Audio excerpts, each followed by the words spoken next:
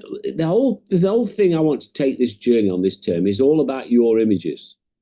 Because every time you get an image, I keep trying to tell you, not quantity, but quality. Let's start to get some real great pictures together. Let's have time. But the problem is when you get all your images, you load it and you go, oh, God, such a lot. Don't you? Let's face it, we all go, oh, God, all these, oh, I've got to edit them now.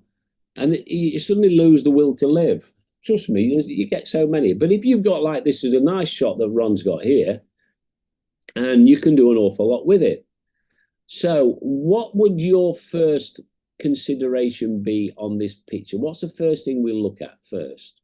Well, we'll look at the overall picture and say first thing is where's the subject? What is Ron trying to tell us on this? Or what when you took this picture you saw, what was you trying to convey? Well, I think Ron actually got a great shot because he's got this lovely squiggly S-curve through the middle. He's got a boat perfectly placed on the third. Well done, Ron. You've got the other two boats in the background. You've got a house. And you've got a stick sticking up on the right and a bit of a tree on the left, which, okay, but you can leave them in or we can move them or whatever. So there are additional things within the story. And the most important thing is you've got this depth of field. So Ron's trying to convey the fact that this mud flat, when the tide goes out, goes on right up. You can see a house on the difference. Is it Blakely Point, this one still? I've recognised those houses on the far.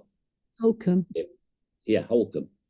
So you're looking at this and you think, oh, what could we do with it? So what's the first thing would you do? What's the story? The story is about that mid-band, isn't it? The sky is okay, but there's a lot of sky. And we always say when we work on an image, on a landscape or anything like this, we never put the sky through the middle. Is that correct? Mm-hmm. So if you hit the R tool for crop, or you can go to crop, whichever you wish, and I'll get rid of the overlay. You're looking for the rule of thirds overlay, which is something like that. So go for the crop tool and let's look at rule of thirds. Now Ron's not got that through the middle, almost, but not quite. Have they all got that, Linda? Tell me when they've all got the crop open and we've got the rule of thirds. If you've not got the rule of thirds, remember, hit the O key and it will toggle through all the different ones until you can find the rule of thirds. Now, I think there is some detail in that sky, but the question is, I'm asking myself, will it add to the story? Will the sky is very nice, but it's not dramatic. It's not no depth. It's a nice, sunny, overcast, milky sort of sunshine, isn't it? And we can tell that if you look at the shadow on the boat, it's not a perfectly crisp edge. It's got a bit of a soft edge to it. So there's a little bit of sky, a bit of cloud in the sky that's been diffused slightly, which is nice. So one thing we could consider is, if we're going to do this, first, let's think about the story. Now, I don't want to reduce it down that way because I think the story is about that sort of thing. And I've also noticed we've got some tide tracks, and I'm going to try and move it up. And I can get rid of the tide tracks, but I think something like that works for me. What do you all think to that? Because I still want some sky in. You could actually say the sky has got nothing to do with it. Let's just focus on that. So you've got to consider how much of that sky, if you grab that top bar and bring it down, until you feel the sky is still contributing, but it's not the most important thing of it. And I would go for something like that, personally. Now, the question is, do we want more of this mud in? Do we want a bit more? We could do. We've got tide tracks, but hey, we can put those right, can't we? So I'm trying to get that boat. So that rule of thirds more or less hits that boat. And I'm going to just take a fraction off the bottom. So when I take off the top, I'm taking a third off the bottom and 2/3 of the top. So as a ratio of crop. So do you all agree with that? Let's just talk openly. How do you all feel about that? How do you feel about it, Ron? It's your photograph. Do you feel that's a reasonable crop? Is that what you're trying to convey? Just asking about taking. Gary. It's all about this mud flat, isn't it? Let's emphasise that to it. Are you all happy with that? Yes? Gary, Louise wants to ask a question. Go ahead, Louise. Yep. Can't take that little squiggly metal thing off the right. We're going to come to that in a minute. We're just looking at the story. So the first thing is, what did Ron want to see from this image? Ron was taking a picture of the boat, perfectly placed. So what we're trying to do is to constrain the image so that it strengthens the story. And the story is about the boat, about the moored, about the thing, and it's just an horizon. Yeah. So let's see, because otherwise, if we get that, it don't work. Because let's face it, we all take photographs with our cameras.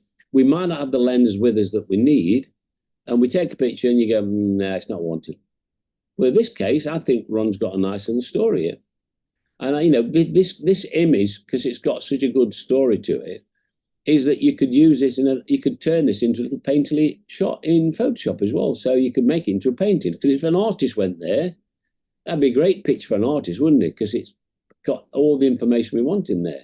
Now, you could say that, I'm going to get my pen. Let's think about story on this before we go on to all the rest. I'm just going to get my annotate tool up. We could say that this area here, there's not a lot in it, but it's negative to this. So we talk about negative balance. And the boat is pointing in the right direction. So the boat now is pointing and looking that direction. So we're giving it some space to look into. Treat it like a face or a person. It's looking out, and it's actually looking to this post here. And you're right. Do we leave it in, or we take it out, or do we emphasize it and bring it in a fraction? Now, on a photograph, this marker there and this marker here can be treated as what's called blockers. You get to there and you don't go any further. So my eye looks at those two things as if it's saying, right, I want you to look between that tree on the left and that wooden spike, whatever it is, or piece of wood or metal that it's sticking up, is the limits of the photograph. So I'm looking first, is the picture worthy of continuing? It's no good editing something and then you suddenly go, well, actually, I get all the way through it. Actually, it's not that strong. But I think there's some strength to this image. Do you all agree? So leave it in because I've took it out. So no, don't take anything out. Yeah, we're doing one step at a time. We're trying to get a feeling, is there a story here? And we all say yes. So first thing we do, we're going to crop it and have a look at it. So that's the first process. Have we got a story? And I think we have. So I'm going to crop that when Lightroom decides to wake back up again. Lightroom has died on me. We're having one of those funny days today. Oh dear, 1 second, I've lost it. You want to bring the bottom up a little bit? It's come back to life, got it. I'd got a lockout on. How far you took it? Oh yeah. There we go. So that's what I've ended up with. And I think, as a photograph now, I think that's worthy of doing something with it. I really do. Will you all agree? Yeah. So what's the next thing we're going to do then? Let's ask Louise is good at this. Louise, because you're star student this week. What's your next step you would do? I hear it. He doesn't hear it. Gary, I take that metal thing out. Well, you can do, yeah. Well, let's build up. First thing we do is we see the story. We've cropped it. And that's the picture I'm going to work on. Okay, well, otherwise, it's no good working on loads and then keep taking bits off. So, okay. The next thing, yeah. You get some definition into the sky. Well, I think the next thing is we're going to look at the histogram, and the histogram is showing you two mounds, two big blobs, isn't it? One in the middle, which is all the foreground, and then the spiky bit is the sky and a bit on the boat. So it's got a peak in the highlights and whites, and the midtones is pretty condensed, but there's no shadow detail, which is okay. So the first tool, you'll notice that Lightroom always puts the basic panel at the top. So if you click and open up basic, and we're going to ask Photo or Lightroom in our case, if we click auto, it's going to try and find the extremes or the lengths, and it's going to try and make a picture balance. And that's what it thinks it's done. So it's looked to pull the blacks in a bit more. So it's darkened the image, and it's not done much to the highlights, but it's brought a little bit more detail into the picture, hasn't it? So you can ask yourself at this stage, is that sufficient? So you've done the auto, it's looking mathematically at that image and said, these are the shadows, these are the highlights. It's tried to distribute them through using maths to find out if that picture can got some more detail. And I think that's quite acceptable at this moment. Now, it's a little bit hard, I think, the picture. It's good contrast, but we're going to sort that out with this depth of field thing in a moment. Now, you also mentioned about the sky, didn't you, Louise? Is that correct? Yeah. Yes. So we've got the mud, we've got the green strip, and then we've got the sky. So we know there's some detail in the sky. And just out of interest, when you're using this, there's no harm in grabbing like the exposure slider and turning it down to see, I kind of see anything in the sky because it's bright. There's a couple of little fluffy clouds at the top, but there's not an awful lot. Now, if you was out there and you was going specifically, let's say that you are now all professional photographers and you talk about some of these Joe Cornish and all the people that like doing landscapes like this, he would probably go back to this shot a couple of times and keep looking at it and waiting for the right light. Well, we haven't got this, unfortunately. Ron's gone here on this day. He went out and this is a shot. It's a great image. Probably the light weren't as pretty for us, but we can adjust that because the great thing about light with photography in Lightroom is it's in its name, Lightroom. We can adjust illumination levels. If we've got a good picture, we can now change it and within reason, get the light where we'd like it. So the first thing we're going to do then now is we've looked at all the foreground. I'm not going to touch any more on that yet. There's some bits we want to work on. Like I'd like to darken up that little gully to make sure I can see the gully because all the tones at the present moment, if I get my annotate again, excuse me, I have to keep looking up to the top screen. What I'm saying to you is that this area here is lovely. You got a red line coming up? Yeah. Yeah. So what we're going to do, we're going to darken that in a while. We can put some shading in here and we're going to do a little bit and we can lighten up probably this bit and we can lighten up this bit to give a 3D effect.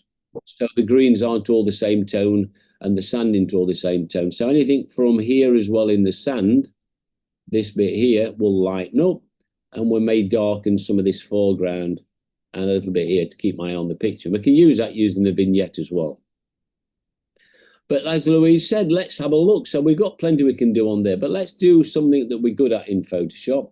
Oh, sorry, in Lightroom, my apologies. And that is we've clicked on the auto button and now we're going to look at the sky. So what tool can we use for the sky, Roger?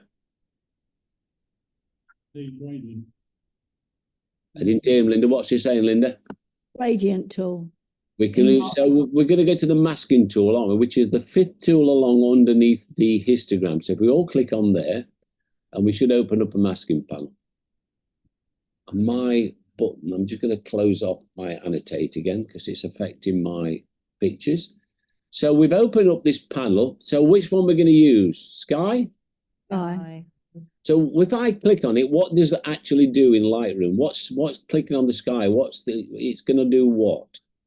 Well, it's going to highlight the sky ready for. So it's going to create a mask based on what it thinks the sky is. So let's all click on the word sky then, and it should analyze and come up with the word sky. Now, I don't know what color your overlay is. Don't forget you can change the overlay color if you wish. It's ruby lit at the moment, like in a dark room. And we've also got underneath where it said mask 1, it says sky. Is that correct?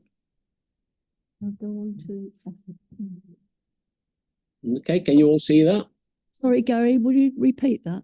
So I'm going to pull my mask panel into the middle so you can all see it. It's created a new mask called mask 1. And underneath it, the mask 1 is comprising of an element called sky 1. Have you all got that? So remember, masks are made up of elements. You have an overall mask, which is mask 1. And beneath that, it's saying mask 1 comprises of, at the moment, one element called sky 1. Yeah. Okay, now then, I want you to all to switch off show overlay so we can see the sky again. You see I'm switching it on and off? Yeah. Have you all switched it off? Have they all switched off, Linda? Yes. Yeah. Yeah. So the next thing is, if I do a gradient tool on there, that will give us some sort of gradient, wouldn't it?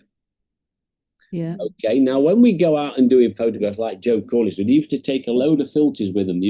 Lee Filters is a famous one. He did a book literally for Lee Filters of his photographs and how to use all their filters. Sadly, a lot of those filters aren't used. You don't all take out linear gradient filters, do you? Do you take a gradient filter with you sometimes? You got You don't have to. and it's great for doing this. So I'll tell you what, let's do as if we'd added a linear gradient. So what we're going to do to it, do we add it? Create new mask and add a linear gradient. Right. Now I'm going to ask you this.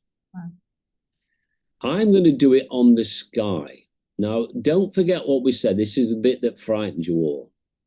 If I'm working on the sky, mask 1 at the moment is made up of the sky filter, but the sky filter is going to do, if I do a gradient, it will do it on all the pictures. So if I create a new mask and create a gradient, it will do everything. Well, we want the gradient to be part of the sky. So we can add it to it, or we can use this feature that a lot of people are scared of, and we've got to think about this. The sky is made up of that top piece. Now, if we're going to put a gradient, do you want to darken the clouds or do you just want to darken the sky? Because the sky is made up of 2 elements, in the sense it's got blue background and it's got white fluffy clouds. Is that correct? Yeah. So if I want to make sure, I don't want the clouds to get horribly messy and muddy. So what could we do to it? We could say, I want you to mask 1 become the sky and only darken off the blue. Does that make sense? So if I darken the blue part of the sky, the white clouds will appear more. Is that correct? Do you think that's the case? Yeah. Because we want to see the clouds, but the blue sky is blue, isn't it? There's no detail in the blue sky, but there's detail in the clouds. So remember, when we're working on these, if we hover over sky 1, the 3 dots appear. Is that correct? Yeah. Yeah. All got 3 dots. Now that's telling us dot, dot, dot means there's something further. All dots. If you see dots on anything in Lightroom, even I do messaging, I put dot, dot, dot, meaning there's more to follow. And if I now click on there, we get a new little drop-down menu, don't we? Yeah. Yeah. Now it says rename, convert, invert, and all these different things. Is that correct? Yeah. So I'm saying to you, we've got a situation here. I'm just looking there where we've got the sky, and I'm saying I want to work on the sky, but only on the blue. So I'm going to add something to sky 1. And we're using this word intersect. So intersect really in Lightroom means I've got my sky and I want to work on the blues because I'm going to add a gradient only to the blue sky. So we're going to intersect a mask with, which means and we've got 2 things here. We've got a linear gradient. So Roger suggests we do a linear gradient. So let's intersect it with a linear gradient. Okay, so are you all managing to follow this? Yeah. Don't look into this intersect as being something major. It's not. It means and effectively. So we've created a mask 1, which is the whole sky. Underneath mask 1, the first element says, okay, I've got a sky, and now we're going to intersect it with a linear gradient. So it says, take the sky and only the sky and add a linear gradient. So let's click on linear gradient. Okay. Now, if we go up to the top of the picture, we've got a little cross. Can you see the cross appear on your icon?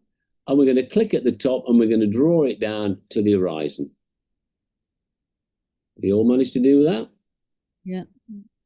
So what we're going to do now, we're going to put a linear gradient on here, but we're only going to do it on the sky. If I did create a new mask or add, it would add the linear gradient and it would affect the green on the bulrushes or on the left and anything in below the sky. Well, I only want it to work in the area it's defined as the sky.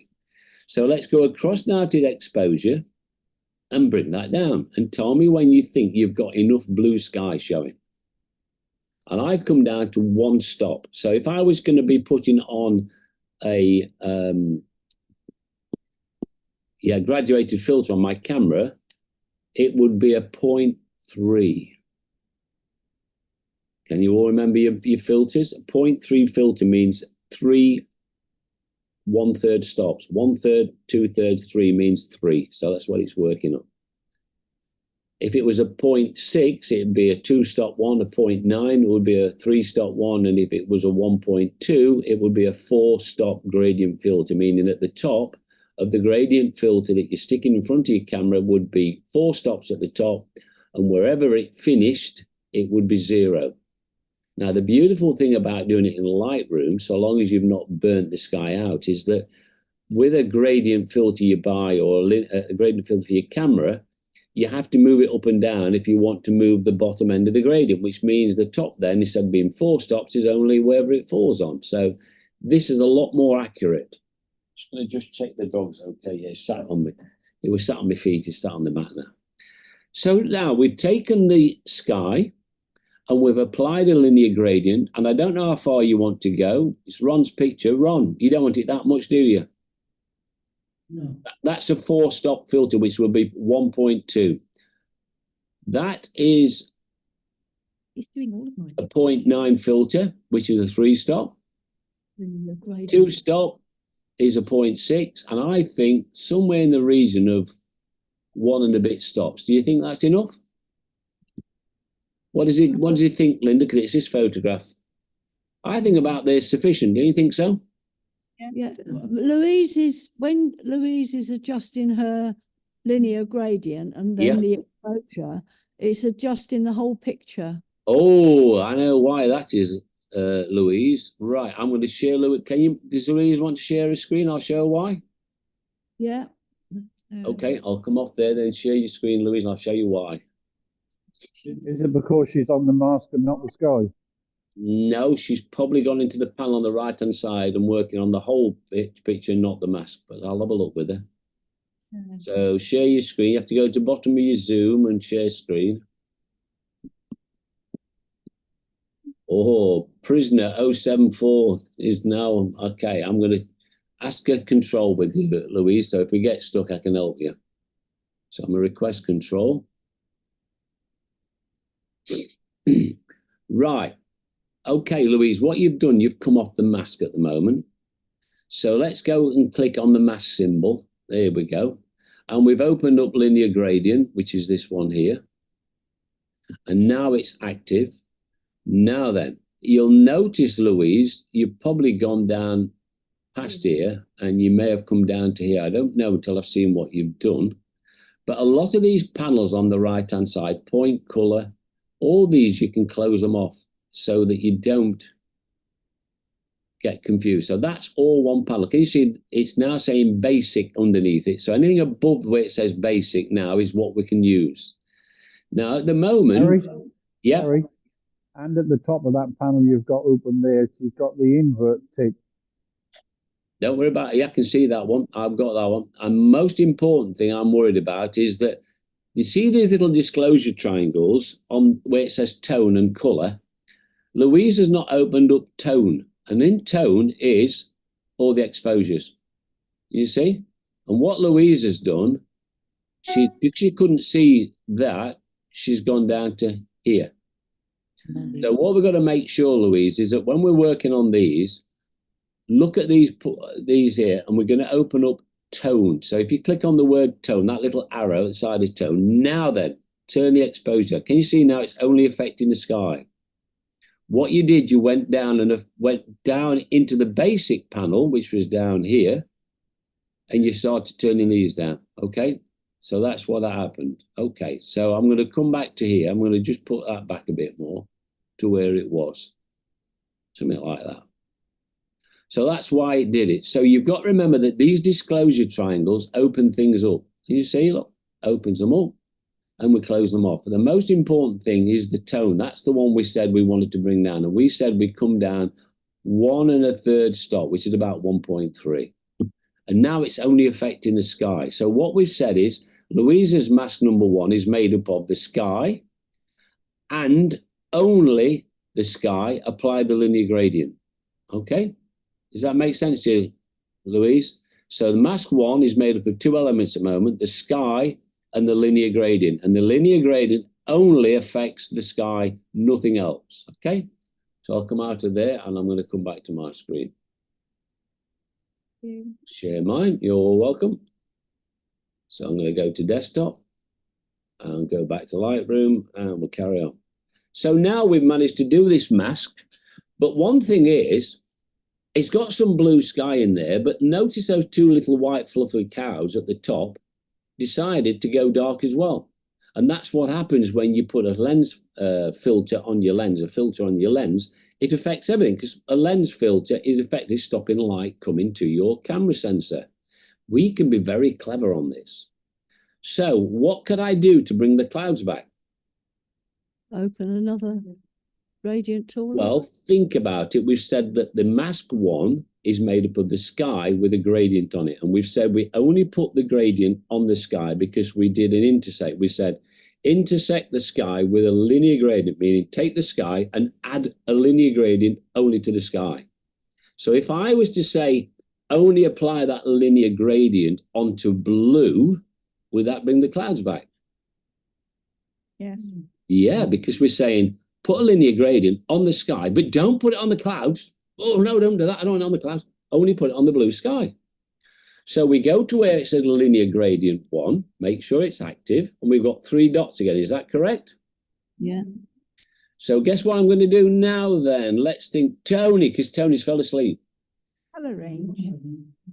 Exactly. Who said colour range? So if we double click on there, and we're going to intersect mask, and we're going to do a colour range. Now, we could actually possibly get away with the luminance range because the clouds are lighter than the blue sky.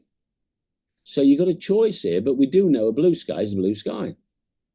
So should we try colour first? So the mask is going to become, mask 1 is the sky with a linear gradient only in the sky because we've added it, intersecting it. So the sky and the linear gradient, and we only want the linear gradient to affect the blue.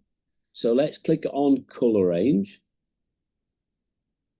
Now then, when we get a colour range, we've got an eyedropper tool. Is that correct? Yeah.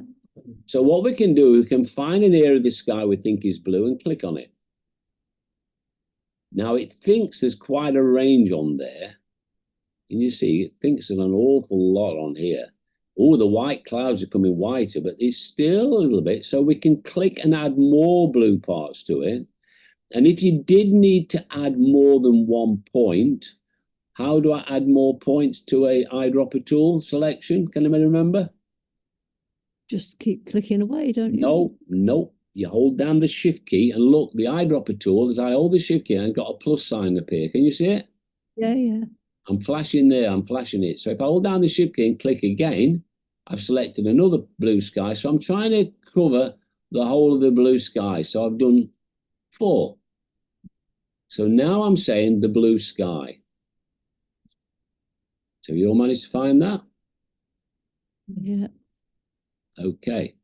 So now I'm trying to affect, and if you could open up this mask, you can see it's trying to eliminate the cloud. So hopefully we should be able to drop that down now. So on the color range, we can drop it. Oh yes, now we can make that, and it's only affecting there. It's not affecting the cloud so much.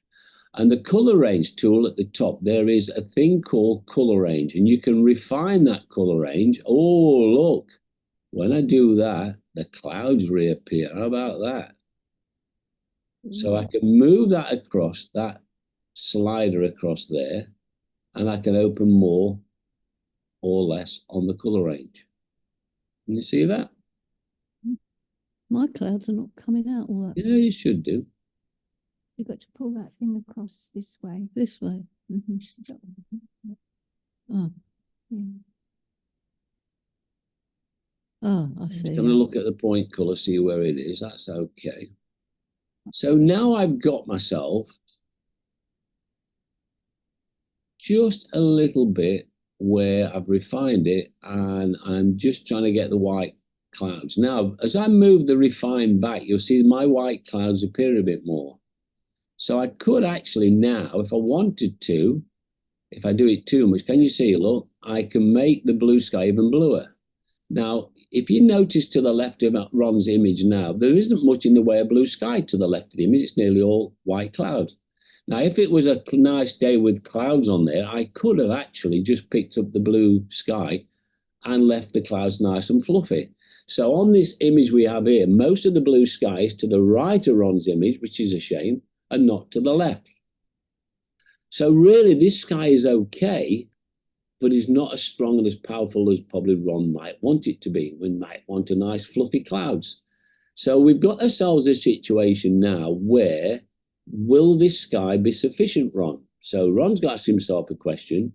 Yeah, the sky's not bad. There's not much there. That's why Gary cropped it down. Yeah, there's not much in the sky. If I go too much with it, yeah, it's going to be a bit too much. And it's still a bit wishy-washy, isn't it? Even with the gradient on. And if I make the gradient even more and I make it darker, it's still the blue sky is only in one corner. So what's the alternative to this when you've done this?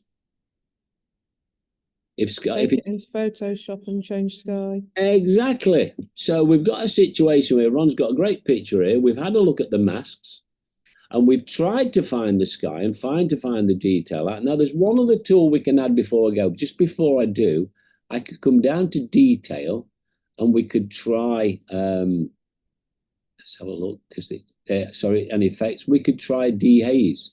But even so, it's still that blue is only in the top corner. So whatever we do, even with all the tools that we've got at our disposal, the sky is such that the sky is from the left. It's a hazy sort of day. There's a bit of cloud there.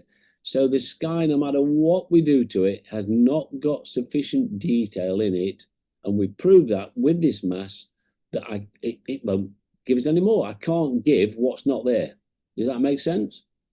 Yeah. We can't actually add clouds at this stage because it's not a pixel-based software, Lightroom. It's all about luminance, colors, and whatever.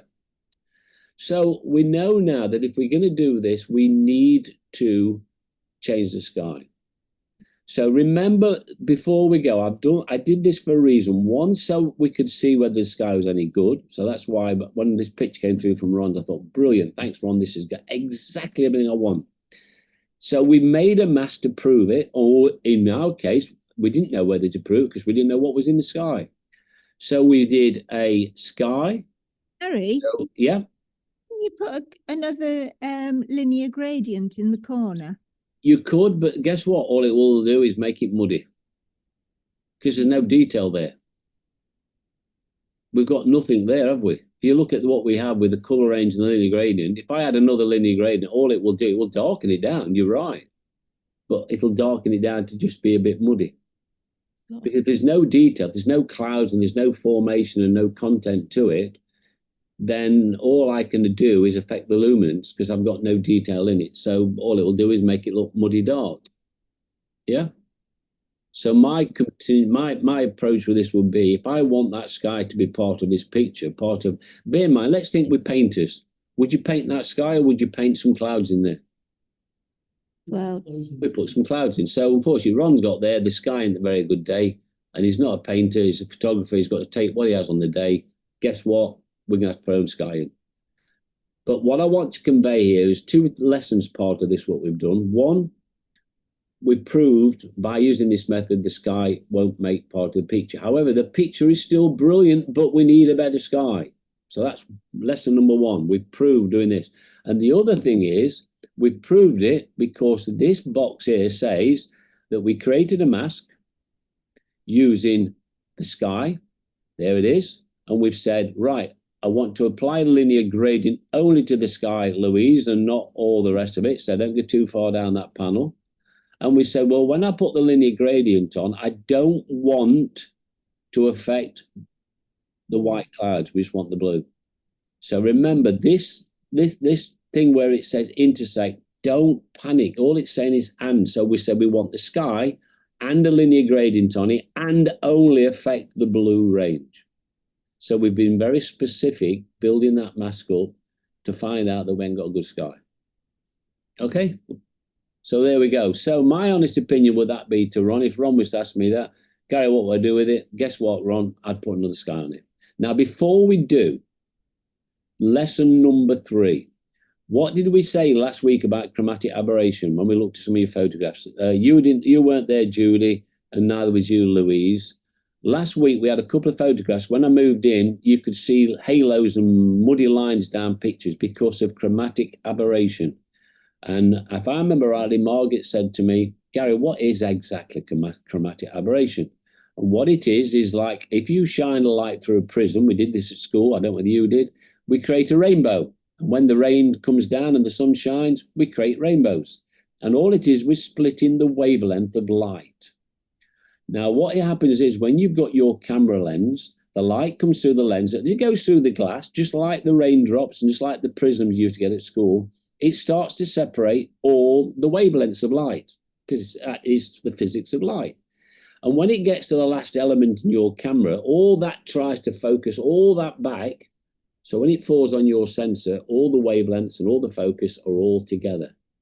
And sadly, it doesn't always happen. There's often two reasons. The cheaper the lens, the worse it becomes.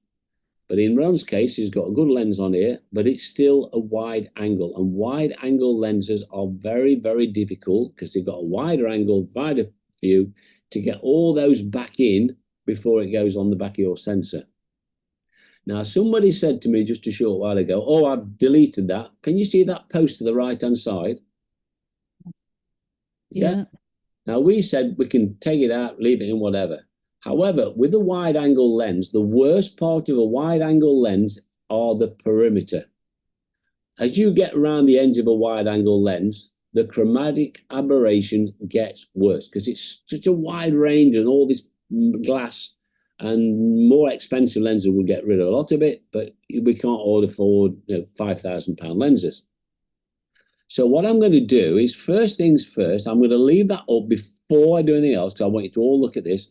Move your hand tool to the right-hand side. So we need to zoom into there. So where we've got our zoom over there, look, we need to zoom into there. So what I'm going to do, I'm going to just close down the mask panel. And to do that at the moment, just click the button in the panel on the right. Can you see this button?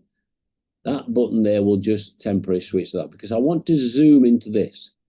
So with your mouse, go over to your right-hand panel and click the little icon that is a mask. And that mask will disappear. It's still active. And then I want you to all click onto that panel. And you might want to go to 200% in your tool, or on the left-hand panel, you can go 300%. But the bottom line is, when you go to the edge, chromatic aberration will be there. Can you all see that? Lynn, does everybody manage to see that, do you think? Anybody struggling? Yeah. So have you all, I've zoomed into 300%. Yeah, that's what I've done, 300. You all right, Tony? Everybody okay? So now I've got a situation where when I applied that mask, it's made that chromatic aberration even worse. And this is what we said last week. Remember, Roger, we had a look at this and we said, oh, Roger, why you got that line there, look? And it's because, and it happened on a couple of your pictures, there's a pink halo down that mask there, there's a bit there. But certainly here, right near the edge, where there's a contrast, that's the key thing, the contrast, it hasn't managed to pull all the wavelengths back before it hit your sensor. Now, if we go down to our detail panel on the right-hand side, sorry, not detail, lens correction, we have our panel there, don't we? Have you all opened that up? So on your right-hand panel, find lens corrections and open that up. Oh, it's taking it off. It's taken it off, yeah. So if you click remove chromatic aberration, Yeah. however, can you still see there is still that line? No, it took the whole thing off. Oh, Yeah. It's not there anymore. oh, I know why. The reason being is Ron's profile on his camera has made it such that it's got rid of the edges. Because of the pincushion effect of that lens, it's corrected it. So let's leave enable profile corrections off, but do remove chromatic aberration. Don't enable the profile correction, because watch on my screen, everybody. If I enable Ron's profile, watch the pincushion effect disappear. Doing. So it stretched it out, hasn't it? To get rid of it. Put it back on. Oh, it's pulled it back in. So that's the effect of this filter, to try and flatten it out. And to prove it, if I go to manual, I've got this thing here. Look, can you see, look, when I do this? It's trying to get rid of that. So what it's done, instead of going plus, it's gone minus, minus, ready, until, oh, I'm happy with that. But guess what? I've lost edge of my picture. So I'm going to reset that. I'm going to go back to the profile, switch it off. Yeah. If I go to manual now, I can do it manually, but as soon as I get it right, I've lost the edge of the picture. Yeah, so that's why that is. So if you enable it, so we're okay. We can still have chromatic aberration. Just make sure that's back to 0. There we go. We can still have chromatic aberration. We just can't apply the profile unless Ron said we don't want it. But I want to prove something on this as a experiment. So if we've got that and we haven't done enable profile corrections, we're going to go to manual. And you'll see there we've got all these panels. Is that correct? Make sure you're all okay, Linda? Yeah. Yeah. Now, what we've got to do is, it thinks that's where it should be. But we know that down one side, on the left side, you tend to have the magenta cast. And on the right side, you have the cyan cast. So down here, we've got a pipette, little thing. We can bring that on and point to the purple range and click. So get your little eyedropper tool and click on the purple. Has it disappeared? Yeah. It's got rid of it completely, hasn't it? So what about the green side? Let's come to the green side. Oh, it's struggling with the green side. Yes, it's struggling. So let's do it manually. Oh, it's really struggling. It's getting it there.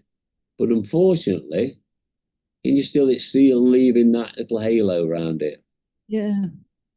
So you can see the problems we have with chromatic aberration.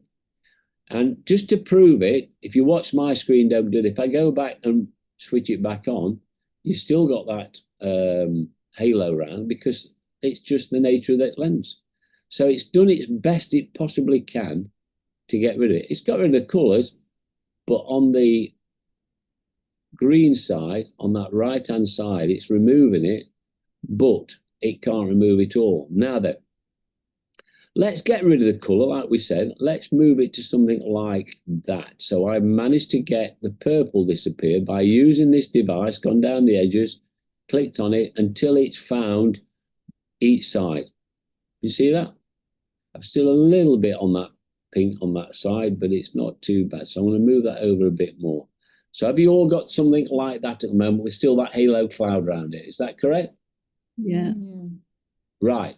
Now then, when we apply filters, if there is a fault, if there is a correction made by things like chromatic aberration, we still have a situation where, although we remove the colors, that's all chromatic aberration can do. It can't bring everything back. So if you notice now, if I get my annotate tool back down, and I'm going to draw on here, you can still see this halo. Can you all see this halo?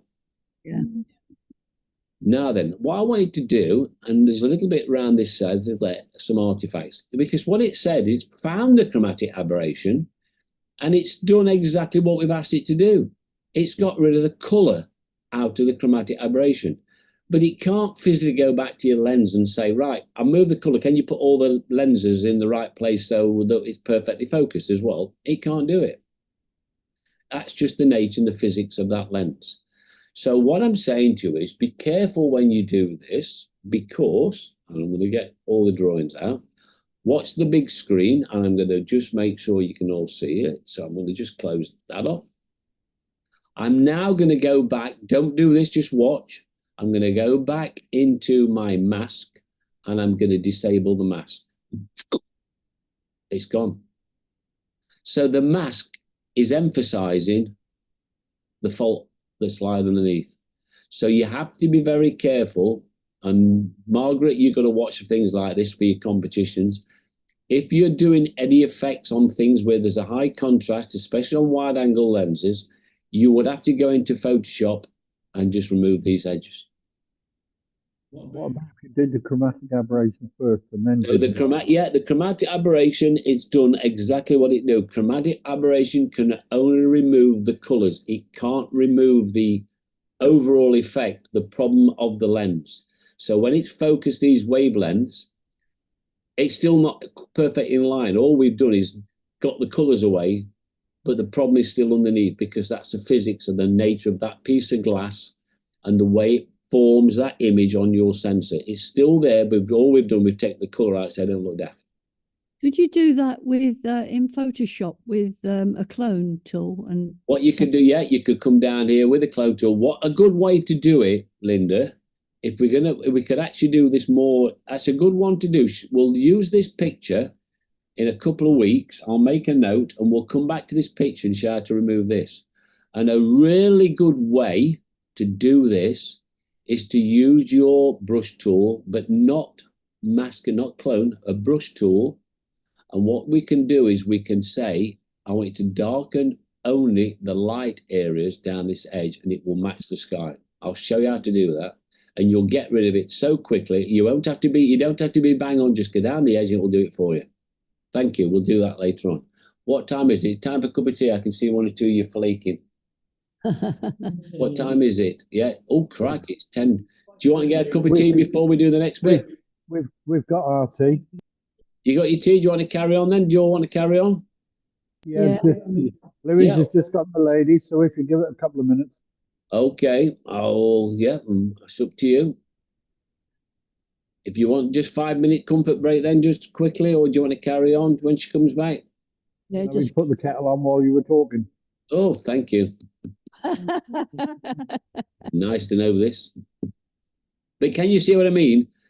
Chromatic aberration, the filter in Lightroom for chromatic aberration cannot correct the errors in the lens. All it can correct is the color effect due to the lenses. Yeah? The calibration there, I mean, I sort of agree with Louise. I would sort of just have cropped that out. Yeah, well, you could do, yeah. But does that mean there's calibration somewhere else on the picture? Oh, yeah. So, for example, now, if I close this mask on, you've got this little, on your left-hand panel, you can see I've got a little box. I'm going to bring it to this side. And if I look at this tree, I bet I've got some around this tree. So if I come down to profile and switch it off, there it is, exactly the same look. Can you see? Purple one side. Now notice something, that now it's on the opposite side. So the purple or the magenta is on the inside of the image and on the outside the green, which is the same as the other in inverse, because that's the nature of this lens. So if I now click on remove chromatic aberration, it's gone. Now, because there's no filter on, it looks bang on, perfect. But if I was to make this filter even harder, you would see more and more of that effect. Yeah, and bear in mind, on our mask, if you remember on our mask, here it is, it's made up of the sky with a linear gradient only on blue. Guess what? There's no blue sky on this left-hand side, so I won't get that little pattern around because it's not emphasizing it when we do a mask. If that was blue sky around it, you get the same principle as this. You get that little line all the way around the outside. And if I was to turn off the color range, look, it's gone. So if I'm saying I only want to affect the color range, there it is. And you see? So we're only affecting putting a linear gradient on the sky where there's blue. So that means on this side of the image where there's no blue sky, you won't get chromatic aberration shadow. Now, if I turn that instead of blue to white, say, I don't know whether I can do that on here. Color range, because there's no color. Can't have a color because it's white. But effectively, if I was to click on here, oh, look, there it is. Look, do you see it? Can you see the chromatic aberration now? Yeah. So we can do it. We can show it. So I'm saying to you is your lenses, especially wide angle lenses, will always have chromatic aberration, especially on the edges, especially where there's a high contrast, because you'll see it more. So wide angle lens with a high contrast edge will always have chromatic aberration. The most expensive lenses in the world still have an element of it, but the cheaper the lens, the more thing. Now, this is a good lens that Ron's got. So, yeah, it's done the best it can. So if I now pull this back over here to where my blue sky is and say, oh, I meant color range, you silly devil. I wanted it in blue sky only. Oh, look, now look, it's come back because I'm only working on the blue sky. And I'll put a couple of extra points on here just to make sure. So the effect that you're seeing is because of the error on the lens. You've taken the color out with chromatic aberration, but the problem is still underlying. Does that make sense? And if I was to turn this down and up, there you go. More and less, yeah? So we can turn that off, but now that'll affect the white clouds because I'm obviously looking at just a short area. But yeah, when you put any effects on sharpening, especially if I was to put some sharpening on here now, I'm just looking to see if you can, there you go, look. Now you can see even more now, can't you? The more the effects, the bigger the problem will become. Okay, so bear that in mind when you're doing your pictures. Okay, let's now come out of the mask then. So are we all in agreement, Ron, everybody, that this mask really, it's okay, but we really need another sky? Is that correct? Yeah. Yeah. Yeah, I agree. So guess what we're going to do? Delete mask 1. Yeah, and we'll come back to the sky another time. We'll do that as next week's lesson. How about that? So now I'm going to come back to fit. So we have this. So let's now, is Teresa back? Is Teresa already back? Yeah? Yeah. How do we delete it all back to the original? I just did That, yeah. So we are at this point here with Ron's picture. We're saying that we prefer that thing to be disappeared off the edge. Is that correct? Yeah. And we also said, actually, we remove the chromatic aberration, but we also want to adjust the picture so it's correct. So let's all enable profile correction. Now it's took the pincushion effect out. So now it's flattened that image so it looks like a proper image. Yeah. So we've gone that far. So we've made some basic corrections. We've had a go at the sky. We can't do it.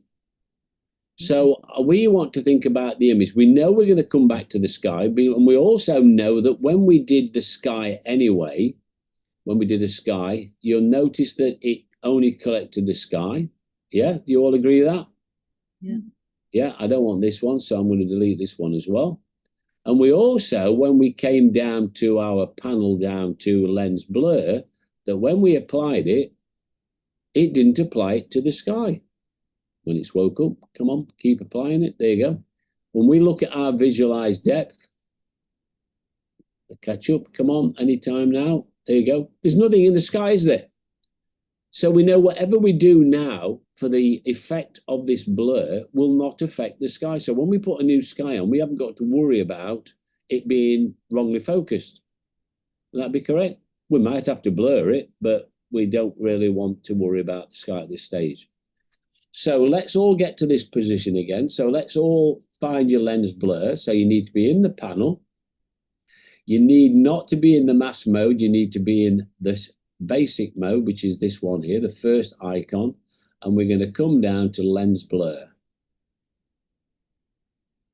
So Linda, you have to tell me when you're all ready to proceed. Yeah. Yeah. We've all, well, you have to press apply. Yeah, press it, make sure apply. You can visualize depth, but we want to turn it off in a second anyway, because I want to talk more about the controls. Now, can I suggest before we go any further that we always have a point to return to? So on our left-hand side, we have presets. Can you see those? And we have history. Yeah, can you all see that? Yeah. So down in history, it's telling us everything we've done. And we got to a point, as you scroll down these, you'll see the effect happening on the picture. So you can see applied lens blur, that's our crop. We did our auto exposure, and then we started to look at adding a sky. You want to find the point where it said exposure. And you all managed to find that? So this has told us exactly what we've done to our picture. We did a crop, we did a focal, we looked at focal range, but the main thing is we did down here, we did a crop before we added the sky. So where it said add sky, we did that. Now the reason why I'm telling you, there's two ways we can do this. We can create what's called a snapshot here. Yeah. Or if you want to go back to the very beginning, What else could you do? So you've got a starting point. So let's say I want to carry on from where I've left off here, but I also want to be at a point where I can go back to the original. What two methods could we use? We could use this snapshot. So we can always go back to this point. And what's the other way we can have this?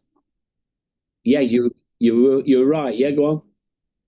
And reset it. Correct. Make a virtual copy. Exactly that. So we could come to here. We do command and a comma, create a virtual copy. And we could even reset then the beginning. So we could reset the master, or we could reset the virtual copy. I've got, oh God, how many is it putting on now? Yeah, it's done that with me as well. I did it because I'd already got a copy, but never mind. Going back to the original, is that what he's saying?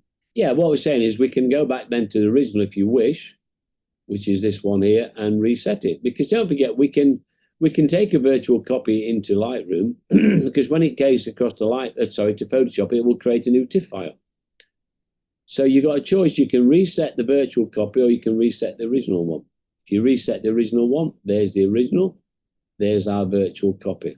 Come on, virtual copy, wake up. There it is. Okay. I've got the original, but then I've got loads of virtual. You did. copies. No, you only need one copy. Just get rid of those that you don't want. Well, don't delete the original because No, that's Correct. Don't delete the original. Yes, don't delete the original. That's the original, yeah. No, the original's like that. Oh right, I don't know where that is. That's it, isn't it? No, that's the one I'm on. You know, when you go through the history, go thing down. Are you stuck? You're okay. You've only got that one. I've got a whole list of them. Yeah, I did have. but You it's will all- have. Yeah. That's I think you've just deleted the history by mistake when you deleted something, but never mind. Don't forget, a virtual copy will not have a history. Oh, history. You've got. Have you made a virtual copy? Yeah. Well, that's Did what I you delete tried. them and make a virtual I copy? did command and a comma Yeah. and press for virtual copy. Yeah, And that's fine. Okay, let's share your screen, Linda. Let's be very clear. Let's just have a look with you so you know what you're doing. But yes, there will be no history when you create that virtual copy, because when you create the virtual copy, it's like starting from the beginning again. Yeah. When you start working on the virtual copy, you start to build a history up for that one. So what you've, oh my God, how many you got? I know. It did that automatically. didn't it? I didn't touch anything. It just did it. I think you've got a sticky keyboard there. A sticky finger. I think you have. Let's just have a look. I'm just going to share your screen. So what we're saying is, for me, number 12, when it'll let me carry on. Come on, number 12. I've selected number 12, and it will let me eventually. There I go. And I'm going to go right back to, whoops, to that one. Come on, wake up. Oh, this concentrating, isn't it? Come on then, get rid of them all. Oh, it's going to be a bit mardy now. Come on, delete them. And got it. Are you in? Oh, because we're in grid. We're not in grid mode. Going to grid. You can't delete loads if it's in like in. That's a good point. In Film Strip, I've highlighted all those images I want to delete, but only do one at a time. But if I hit G for grid and put them in grid, and then come to the grid, and then delete them, so I can still delete them, or even just hit the backslash key to delete them. It'll say now remove the 9, but it'll only do it in grid mode. It won't do it in Film Strip. So now you've got your original, which is that one, and you've got your virtual copy, which is your reset version. So you can decide which one you want to reset. Okay. Right. I would, if you notice on your history, if I scroll in your history, there's all your history look of the original, but when you go to your virtual copy, it'll say import. And that's because you've reset that one. So I can't go back on there because I'll undelete everything. But effectively, you've reset your virtual copy, which is fine. That's what you're going to do. But you reset that rather than the master. Yeah. Okay. Yeah. And you've still got your mask showing on there, by the way. The mask is still there, so you didn't delete your mask either. Oh, I thought I did. Nope, it's still there, look. So you need to, you've got a mask. There's your 3 dots. Now delete it. There you go. Now it's gone. Right. Okay, and I knew you got a mask because under the mask icon, there was a dot. Right. Okay. So that's where it's in, Karen, where you left off. So I was just showing you can do a snapshot or you can do this. I think you're okay on here. So I'm going to come out of here and I'm going to stop remote support and I'm going to go back to mine. Share my screen and we'll go to Lightroom. Okay, so we've got our picture on here. I'm just going to go to mine. I've created 2 because I've created a bigger crop than those. So we go down to our lens blur now. We've got this range. So now we've got to ask ourselves a question. What do you want to do with this lens blur? Do we want it to be blurry like this? Do you want a shallow depth of field? So you can actually now create how much of a depth of field you want. So you can move these little ears out and say, actually, I want that much. I just want the foreground or the background to be slightly out of focus. Okay. And you've got this situation where you've got your visualized depth. So you can see the map again, if you wish, so you can see what you've got in focus now. So that's telling you what you've got in focus. But I think you can really clear it, see it yourself.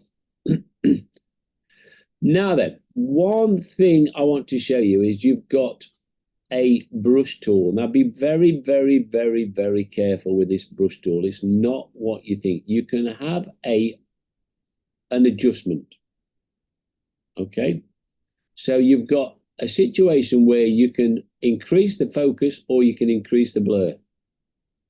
Now I'm going to show you this, but it's not the picture you want to use this on, but it's about showing you how to use this panel. Let's say I've got my boat and off that boat there was a pole going up. Where's the brush tool? Sorry?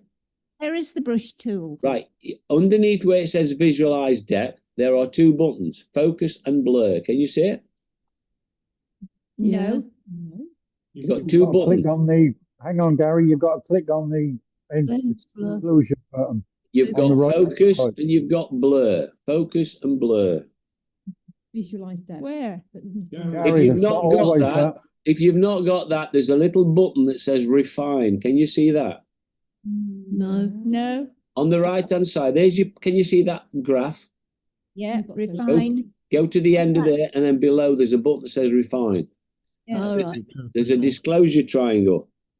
If you click on that disclosure triangle, it will open up a new panel.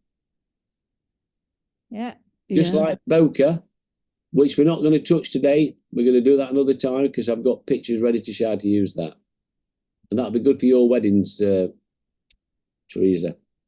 So I am now got this new panel. Have you all got this panel open? Yeah. Yeah. Okay. We have a facility where you can now paint in focus or you can paint in blur. Okay. So I can say, let's say, for example, on that blue boat, there's a pole that comes off the stern of it, which is the front part of it, and it goes over the boat in the background. So just to show you how it works, I'm going to focus on that boat in the background. Now, you get a brush tool. Can you see on my screen? Watch my screen. I'm going to make the brush a lot smaller. I'm using the square bracket keys to get bigger or smaller. How do I get the feather to be bigger and smaller? Using your keyboard, anybody? The right hand bracket key, is it? That makes your brush bigger and smaller, yeah. How do you get the focus ring? You notice at the moment I've got a circle on the screen with a plus inside the middle. The inner bit is where it starts and the outer bit is the feather. How do I make the feather and the brush be the same size? So it's a hard brush, not a soft brush. By the blur amount. Keyboard shortcut, anybody? Oh, I know this, and I. Okay, if you look on the right-hand panel, we've got a feather, and we can bring that to 0 and go back on now. I've got a perfectly round brush. Can you see that? Yeah. But I'm working on the screen. If every time I have to keep going over here to see how big the brush is, it's a problem. So what I normally do is the right bracket makes the brush bigger and the left bracket makes it smaller. To do the focus, so I don't have to touch the panel on the right, I hold the shift key down and the right square bracket makes the feather bigger. And the left square bracket with the shift key down makes it harder. And if you notice your right-hand panel, you'll see the numbers going up. And every time I hit the left or right bracket key, it goes up 5. Shift key down, left square bracket, it goes back in 5s. So you can make your brush bigger and smaller or softer and harder. Yeah? So your shift key makes your adjustment the feather, not the size. You okay with all that? Yeah.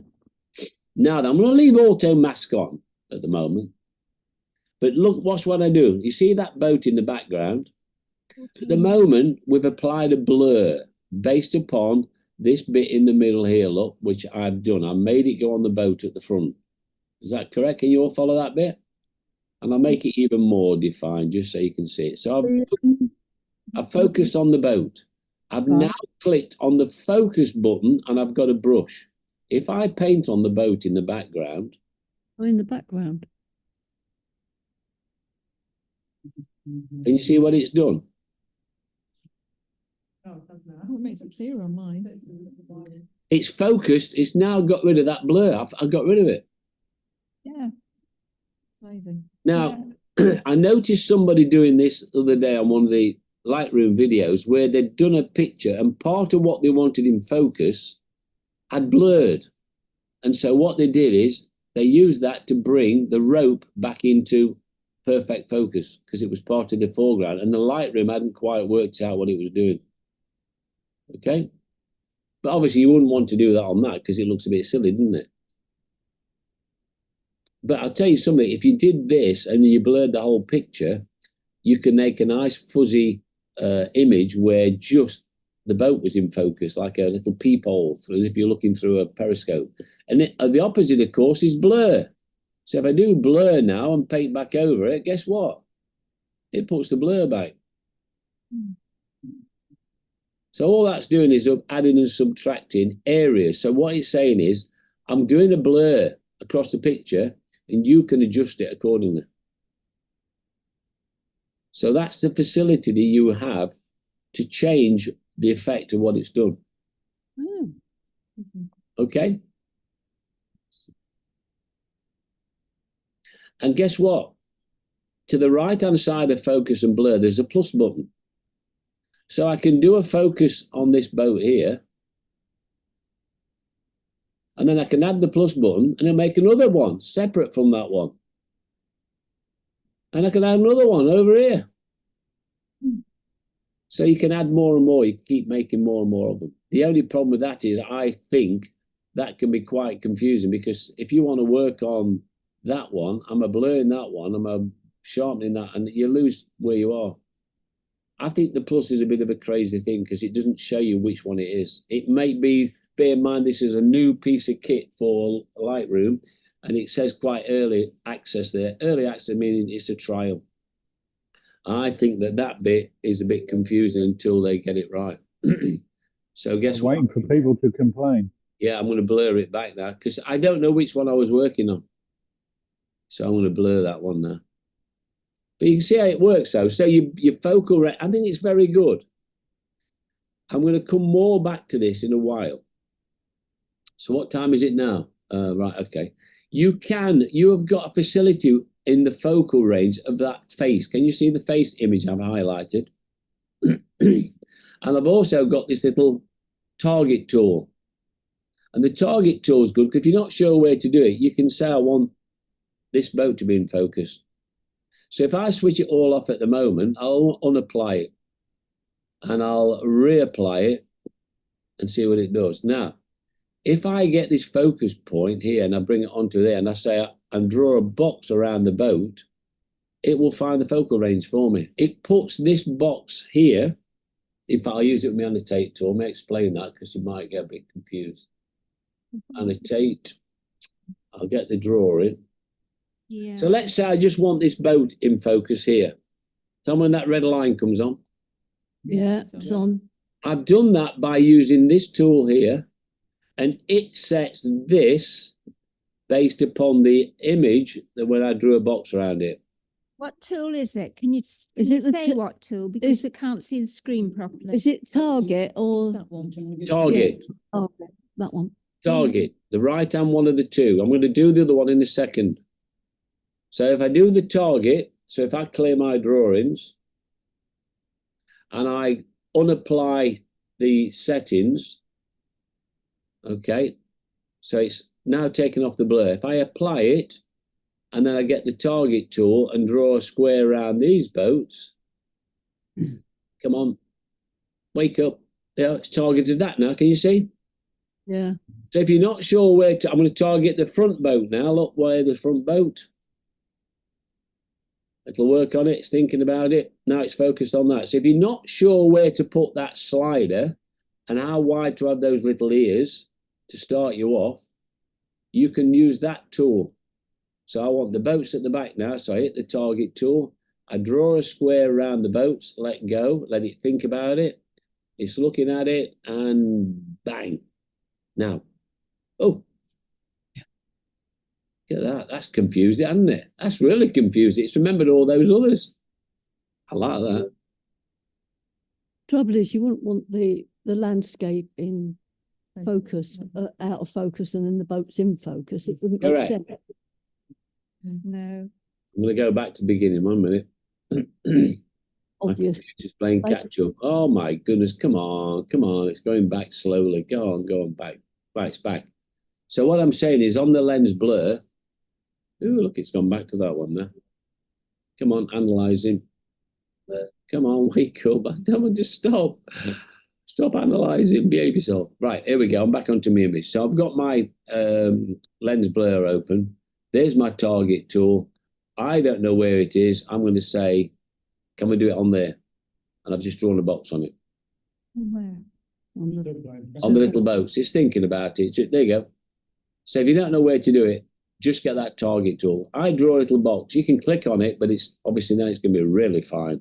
So they suggest that you just draw a little box over it and it will reanalyze it.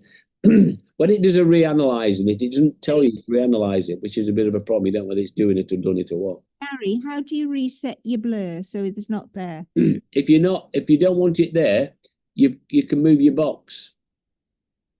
No, how do you reset your blur? the whole The panel. whole thing?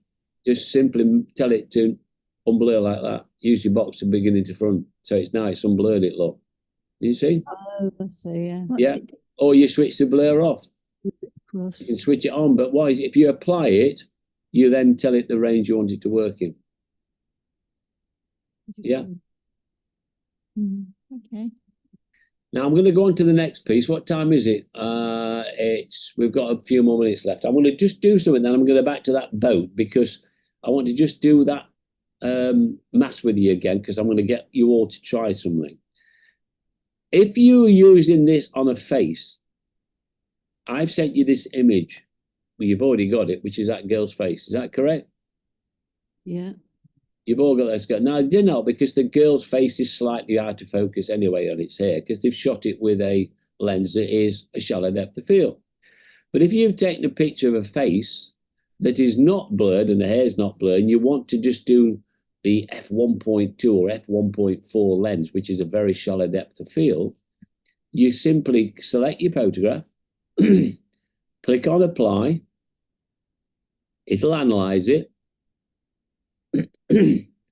Now look, it's done that, but if you go to the face just to make sure, you can click on the face. If it doesn't recognize the face, you can click on the face button. And what the face button will do is it's looking to look for a face. Well, guess what? It's found it anyway because it's highlighted the face symbol. Can you see? So you can then create a very, very shallow depth of field. Now, the other thing is, this is where this target to, if you say, well, I want the eyes to be in focus, highlight the eyes, look at that. So you can actually say, I want to focus on the tip of the nose. It's analysing it, and it's changed it. So you might say, I want to focus on her hair just here. And our eyes are out of focus. So once you've found the face, you can retrim this and say, I want just the eyes. About that. Now, I did it on this photograph here. You could say, I want to blur this picture. Wait for it's finished analysing it. I want a very shallow depth of field. And I want it to be on this woman's eyes here. And it's picked it up, but it's very, I'm going to get it as tiny as possible. It's not the best depth of field shot for doing this because they're all more or less on the same plane. But I've told it to select just, I mean, you can see how much I'm doing it here. Now it's just facing in focus as much as possible. They're more or less in a straight line. But you can change that and tell it exactly where to be. If you click on a face on there, unfortunately, it's picked all the faces up. Can you see, look how big this range it's made it. It's tried to even get them people in the background focused, but you can see. You use the eyedropper tool to focus on each eye, do you?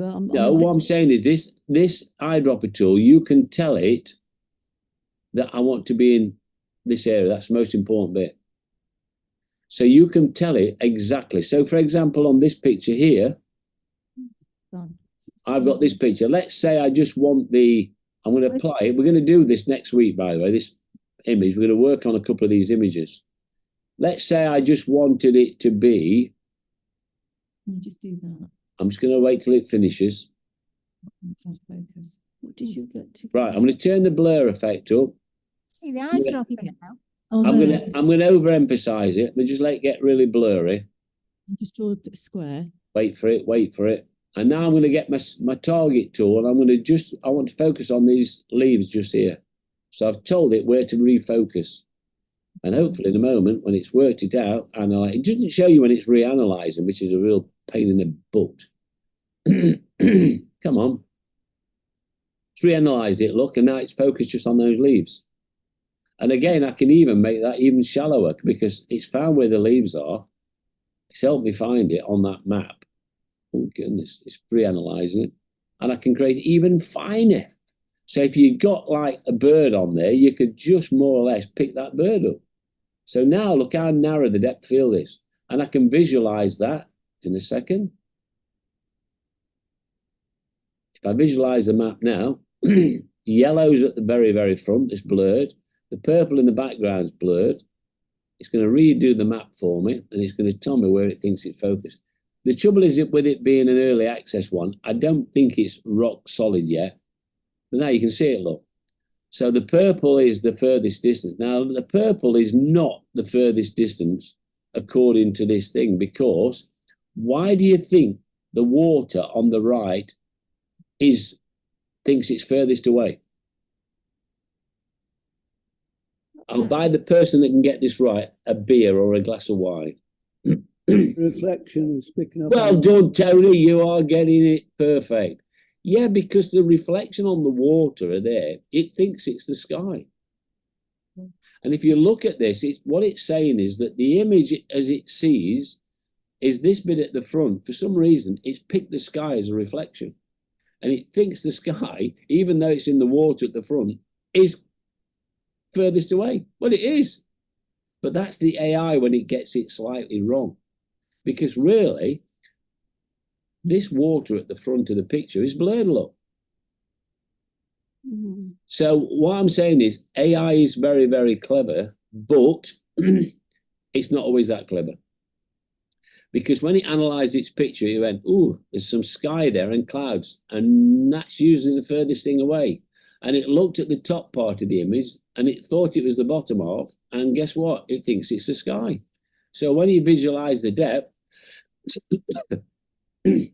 it thinks that sky, and it's sunny, is the furthest thing away, which it's not. However, this is why it's early access yet. It thinks it's there, but guess what? It's still blurred. But it is confused where that blur is. So if you look at this middle section where it's now, get me annotate tool, I'm just showing you some of the problems so you don't expect this to be perfect. because it isn't. It's still new thing yet. This is the focal line now. You all agree? If you took that on a camera, that would be the focus line. Is that correct? Yeah. So why the water or this down here slightly in focus? I mean, it might be that those legs go down and the water is 20 foot below. Then it would be correct. But at the moment, it thinks that that is not in focus. So that's where, if I get this, that's where this refine tool comes in. You could focus with a bigger brush across in this water. So we could try and unblur. Look, it's unblurring it now. So if I was doing this water, I would try and make sure. God, it's taken a lot of work. It's a lot of processing power, this. I'm bringing up these clouds. Come on. I'm trying to make this cloud. It's doing it now. Look, so it's focused that reflection of those trees in the water is correct. So I really want the biggest possible feather, which I've got. And I've just swept across. So those trees should be slightly in focus. So this is where it's working, but it's still not brilliant yet, is it? So I'm going to focus a little bit more just here when it plays catch up. Come on, catch up. So I'm going to unblur that bit as well. See what happens. The only thing I've found with it at the moment is when it's doing unblurring at this present moment, it doesn't tell you when it's redoing it. Whereas when you first start it, when you apply it, I switch it off and switch it back on again. Come on. It thinks it tells you it's analyzing. Sorry, I clicked on two things at once. So there's the picture. And it's an analyzing. So you can't always, it doesn't always see when it's saying analyzing picture. Now then, anybody got any questions? Yeah, can you start again? Yes. I can start again when you can watch this back on YouTube and watch how it's done it. But what I'm saying to you is, it's good, but it's not brilliantly good. Now, notice one thing about this picture is that the image anyway, which is confusing this, we just get annotate picture, just explain what I'm saying. I'll clear these pictures first, all these drawings. If you notice that this is a bit soft anyway, and this has got some little fuzzy bits on there anyway. So that's not helping the software try and work it, because it's saying, well, it's blurred anyway. So what I'm saying to you is when you're working on these images, make sure that you've realized that what you're working on, because you could get, the software is getting confused, you could be. Now, you know, I said, how far is this away from the water? So if that's the water level, what's the height over here? We don't know. But look, if you look at this bit here, look, there it is, and there's the reflection. So it's not that high out of the water. So when it did its depth of field across the middle here, it thought that this sky was up there. Yeah, so bear that in mind when you're doing it. Yeah. Now, if you remember, there is a facility in Photoshop which we can do a blur. So if you was doing this in Photoshop, what could you do? How could you do this in Photoshop? Well, what you could do is think of, you know, you got your layers panel down this side. Yeah. Excuse me, I've got a bit of a dry throat. I didn't get a cup of tea like you lot did. Because Teresa won't run into the toilet here. So if you think about in Photoshop, you would have your image in your bottom panel, your background layer. Is that correct? Yeah. So I think you're in Lightroom now, and inside here, there's a picture of this. And it says background layer here. So what you could do, you can create another layer. And then you blur this layer. How much you want it. So all this image now would be completely blurred. Yeah? and I mean completely blurred.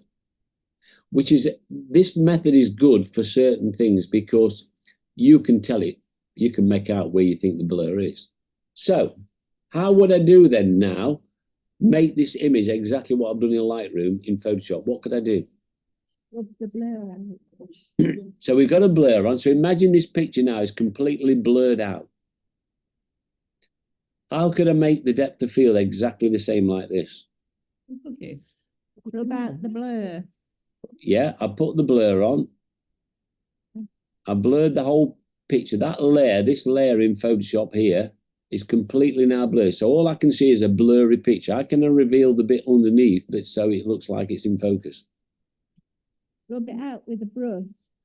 You could, but what's a better way? Okay, let's go back to what you said. Rub it out with a brush. So how would you do that then, Margaret? Select your brush, black brush, Yeah, and you would- forgot to tell them one thing. Oh, a mask. Put a mask Yeah, on. so you put a mask on. Yeah. Yeah. So here's our picture. You're putting the mask on. So you're saying is you're brushing across the middle here with a black brush because black hides and white conceals. Is that right? Sorry, white reveals, black conceals. Yeah. Is that right? So you're concealing that. So what is a better way you could do this?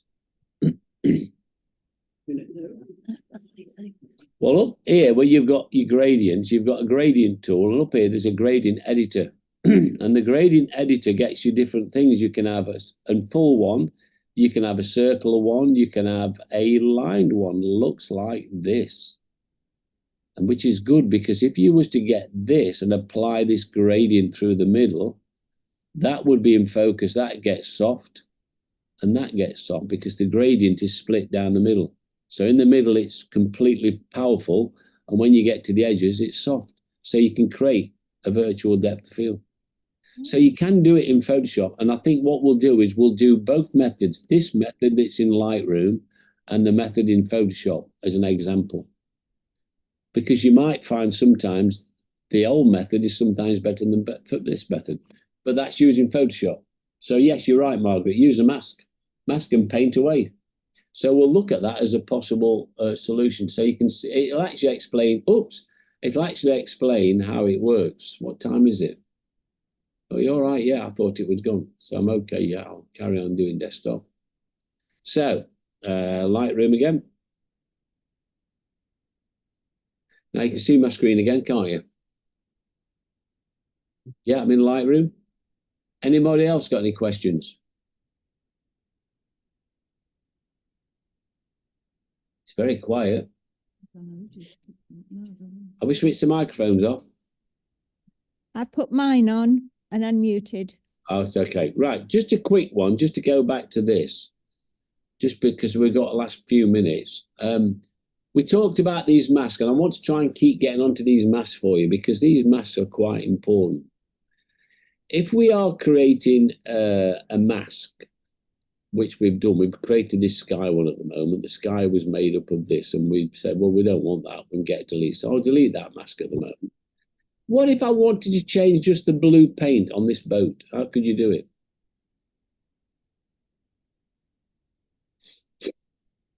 If I just wanted to change that blue paint and make it purple, say. A mask of the colour range. So a mask of a colour range. So, okay, so if I get this. Select object and then colour range. Well done. I'm glad. So does everybody know how to use the object tool yet? Linda asked a question.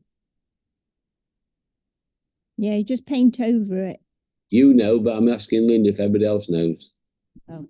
I'm just on my way out the door, Gary, because I've got to go. Okay, ask somebody to switch the microphone. I'll ask the question then. Yeah, I've done it. Yeah. So on object, yeah, you can paint over the object like this.